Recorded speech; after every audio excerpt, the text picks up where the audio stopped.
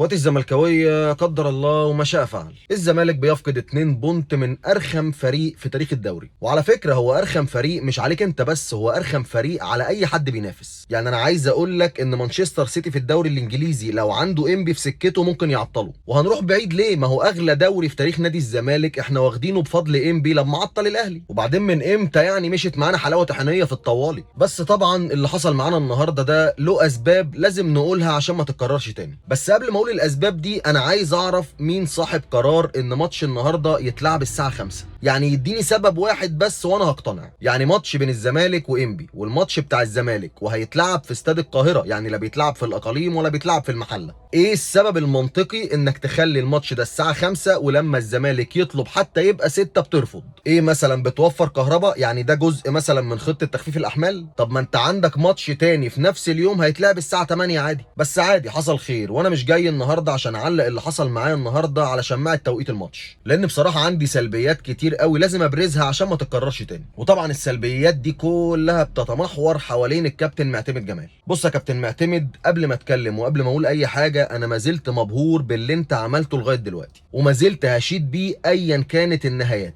بس احنا دايما كان عندنا مثل كده في الشغل بيقول لك ايه، لما تلاقيها ماشيه ما تلعبش فيها. انت الدنيا ماشيه معاك بسيستم معين وتشكيله معينه، ليه نلعب فيها؟ ليه سيف الدين الجزيري يبدا الماتش؟ تفتكر انت اخر ماتش بداوا اصلا سيف الدين الجزيري كان امتى؟ ليه احمد ربيع؟ يعني ايه اللي قدمه احمد ربيع عشان يبدا في التشكيل اساسي؟ ليه ما بداناش زي ما بنبدا كل مره؟ طب انت مش واخد بالك ان انت لما صلحت اللي عملته بين الشوطين الزمالك كان اداؤه الشوط الثاني افضل، بغض النظر انك ما سجلتش؟ بس انت ما سجلتش لانك لعبت بالصح 45 دقيقه بس. لك ان تتخيل بقى لو كنت لعبت الصح ده لمده ال 90 دقيقه كامله بالتاكيد كنت هتسجل. فاتمنى يا كابتن معتمد لما تلاقيها ماشيه ما تلعبش فيها. وصدقني لو اللي حصل النهارده ده اتكرر تاني وبدات تشغل دماغك في حاجات مش مفهومه، انت هتعيد كرة تاني الكابتن مؤمن سليمان في 2016. كابتن مؤمن سليمان اللي كانت ماشيه معاه والدنيا حلوه وكسب الاهلي في نهائي كاس مصر 3-1 ووصل لنهائي افريقيا، وجه في نهائي افريقيا حب يالف ويشغل دماغه والنتيجه كلنا عارفينها. فصدقني لو استمريت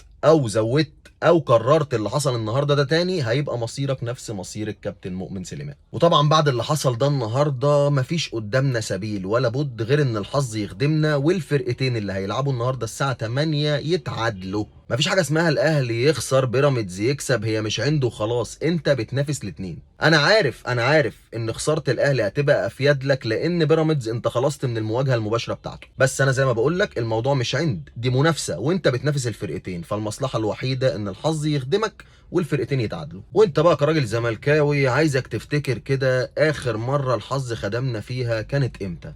فالله غالب والله المستعان والله ولي التوفيق وربنا يسهل.